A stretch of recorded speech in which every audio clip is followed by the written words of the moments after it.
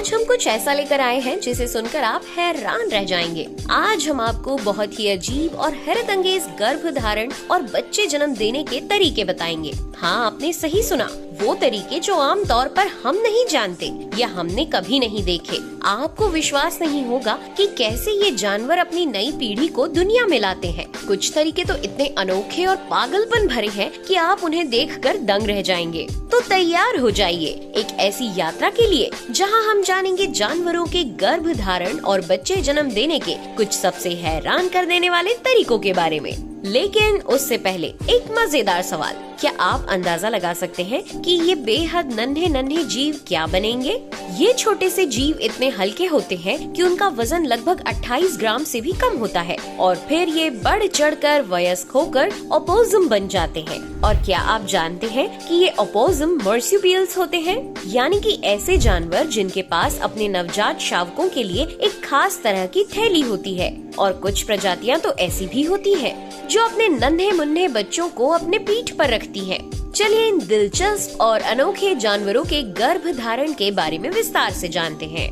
ज्यादातर ओपोसम अपने जीवन के पहले कुछ महीने अपनी माँ की थैली में बिताते हैं, लेकिन सबसे हैरानी की बात ये है कि ओपोसम हर मामले में बेहद तेज होते हैं। उनकी गर्भावस्था केवल 15 से 25 दिनों तक होती है और जन्म के कुछ ही महीनों में उनके बच्चे फर से ढक जाते हैं और पहले से भी अधिक वजन बढ़ा लेते हैं। सोचिए, अगर इंसानों को भी अपने बच्चों को ऐसे अपनी पीठ पर ढोना पड़ता तो क्या होता। वहीं आर्मेडिलो के बच्चे फर नहीं बढ़ाते क्योंकि उन्हें इसकी जरूरत नहीं होती।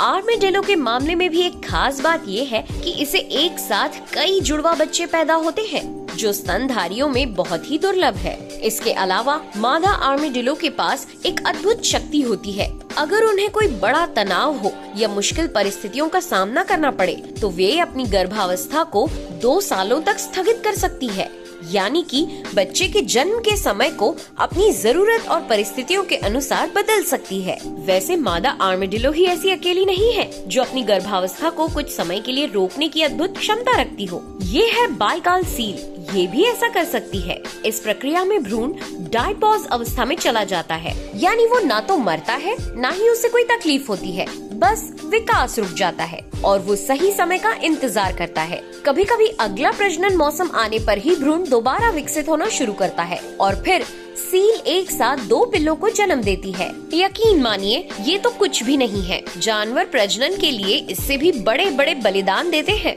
आइए ऐसी ही कुछ और अजीबोगरीब उदाहरणों को भी जानें। मादा ऑक्टोपस अपने बच्चों की सुरक्षा के लिए एक ऐसा बलिदान देती है जिसे सुनकर आपकी आंखें कुछ नम सी हो जाएंगी। वो अपने अंडों की रक्षा करने के लिए 1 साल तक कुछ भी नहीं खाती, क्योंकि अगर वो शिकार पर निकलती है तो उसके लावारिस अंडे शिकारियों का आसान निशाना बन सकते हैं। इस दौरान वो अपने शरीर में जमा पोषक तत्वों, खासकर यकृत में जमा ऊर्जा के सहारे जिंदा रहती है।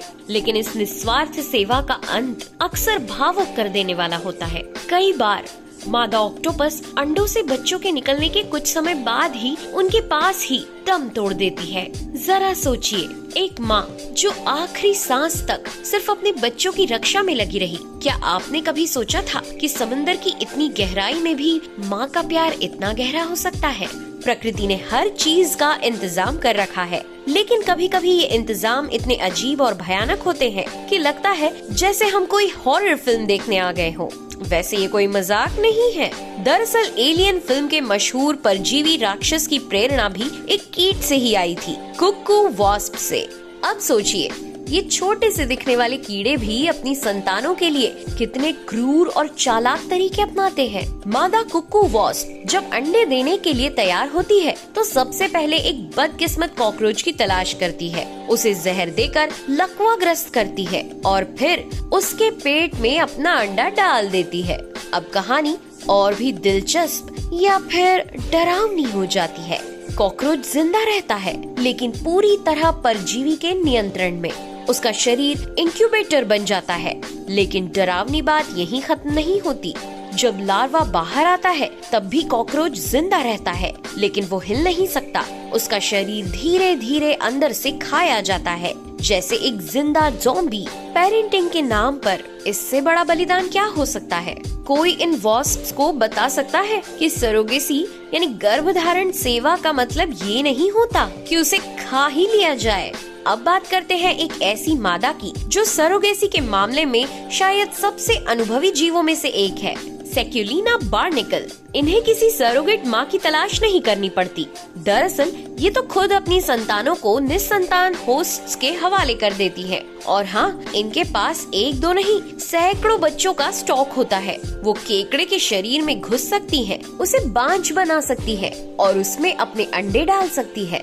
बाकी काम बहुत आसान है क्योंकि मेजबान जानवर यानी कि केकड़ा उन अंडों की देखभाल ऐसे करता है जैसे वे उसके ही अपने हो। लेकिन समुद्री कछुओं को सरोगेट माताओं की तलाश करने की जरूरत नहीं होती। असल में ऐसा लगता है कि वे खुद अपने बच्चों को गोद लेने के लिए तैयार रहते हैं, उन दुखी जोड़ों को जो संतान विहीन है, क्योंकि इन जानवरों के पास बहुत बच्चे होते हैं। एक मादा कछुआ एक बार में लगभग 200 अंडे देती है और जिंदगी में कुल 4 से 7 क्लच यानी अंडों के समूह।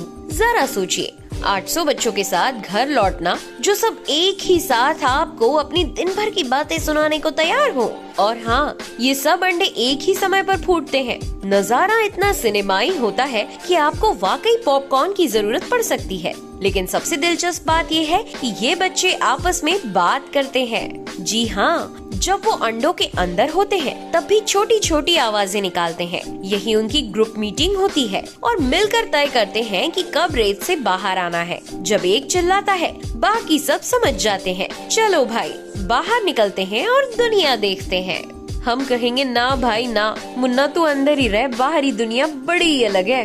और अब आते हैं एक और लेवल ऊपर। कुछ प्रजातियों में अंडों का निषेचन यानी कि फर्टिलाइजेशन बिना नर कोशिकाओं के होता है। मतलब ये कि भ्रूण यानी कि एम्ब्रियो पूरी तरह से माँ का क्लोन होता है। अब इसे आप जैविक चमत्कार कहिए, लेकिन ये है तो वाकई अविश्वसनीय। जैसे कि इमैक्युलेट कंसेप्शन यानी कि बिना निषेचन के गर्भधारण। पिछले दशक में वैज्ञानिकों ने खोजा है कि कुछ हैमरहेड शार्क्स बिना संभोग के ही बच्चे पैदा कर सकती हैं। इस प्रक्रिया को एसेक्सुअल रिप्रोडक्शन कहते हैं, जिसमें मादा के अंडाणु बिना किसी नर कोशिका के ही भ्रूण में बदल जाते हैं और जो बच्चा पैदा होता है वो माँ की जेनेटिक कॉपी होता है। और ये सुपर पावर और आत्मनिर्भर होने की क्षमता सिर्फ मादा शार्क्स में ही नहीं होती। टेनेसी चिड़ियाघर की एक और हैरान कर देने वाली घटना सुनिए। अमेरिका के टेनेसी चिड़ियाघर में चार्ली नाम की एक मादा कोमोडो ड्रैगन ने 3 बच्चों को जन्म दिया और उनमें किसी नर की कोई भूमिका नहीं थी।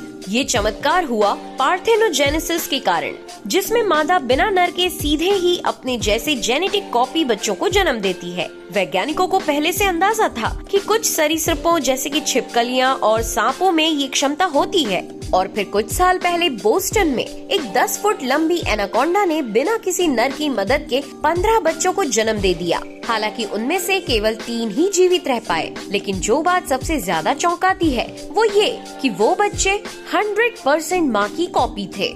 तो दोस्तों, आज के लिए बस इतना ही। अगर आज के वीडियो से आपने प्रकृति के बारे में कुछ नया सीखा तो वीडियो को लाइक करें और अपनी फैमिली और फ्रेंड्स के साथ शेयर करें। अगर आप हमारे चैनल अद्भुत मिस्ट्री पर नए हैं तो चैनल को सब्सक्राइब कर बेल आइकन दबाना बिल्कुल ना भूलें। फिर मिलेंगे अगले वीडियो में नए टॉपिक के साथ। तब तक के लिए अपनी दोस्त नेहा आगरकर को दीजिए इजाजत। Bye bye.